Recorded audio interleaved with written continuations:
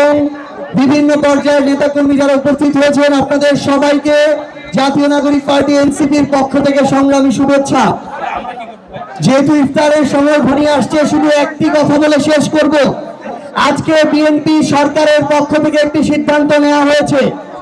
সিদ্ধান্তটি নেওয়া হয়েছে যে ম্যানেজিং কমিটি কিংবা গভর্নিং বডি যত ধরনের বেসরকারি স্কুল শিক্ষা প্রতিষ্ঠান আছে, সেগুলোর গভর্নিং বডির সভাপতি হতে কোনো ধরনের শিক্ষাগত যোগ্যতা লাগবে না।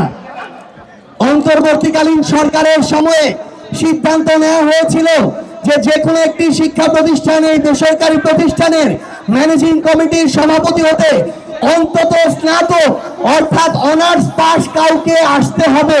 সেটা বাদ দিয়ে বিএনপি যখন এই সিদ্ধান্ত নেয় যে কোনো শিক্ষাগত যোগ্যতা লাগবে না, আমরা মনে করি বিএনপি একইভাবে বাংলাদেশের শিক্ষা প্রতিষ্ঠানগুলোকে দলীয়করণ করে বাংলাদেশের অগ্রগতির মেরুদণ্ড ভেঙে দিতে চাচ্ছে।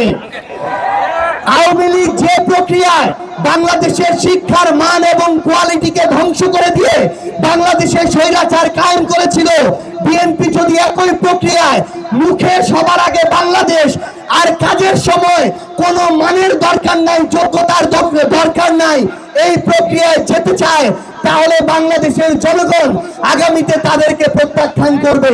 আমরা বিএনপিকে আহ্বান করব, আপনারা প্রয়োজনে যোগ্যতা সম্পন্ন মানুষদেরকে আপনাদের পার্টিতে নিয়ে আসুন, অথবা পার্টিতে যারা আছে তাদেরকে যোগ্যতা সম্পন্ন করে তুলুন। কিন্তু বাংলাদেশের শিক্ষা ব্যবস্থাকে নিয়ে আর কোনো ধরনের পায়তারা করার সুযোগ কাউকে দেওয়া হবে না। সবার সাথে রাজপথে আবারও দেখা হবে।